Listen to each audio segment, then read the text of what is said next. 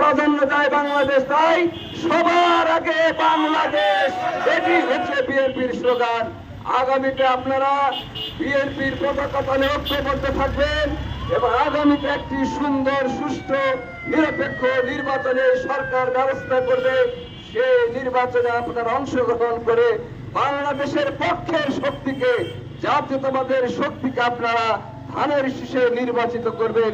এটি আপনাদের কাছে আমরা আহ্বান জানাই যে নির্বাচনের মধ্যে দিয়ে আমরা যে 31 দফা রূপরেখা দিয়েছি সেইটি বাস্তবায়ন করবেন ইনশাআল্লাহ। এবং বাস্তবায়ন হলে বাংলাদেশ আগামীতে একটি সাম্য, মানবিক, গণতান্ত্রিক, উদার বাংলাদেশ, উন্নয়নশীল বাংলাদেশ প্রতিষ্ঠিত হবে ইনশাআল্লাহ। আপনাদের সকলের সুস্বাস্থ্য ও দীর্ঘায়ু কামনা করে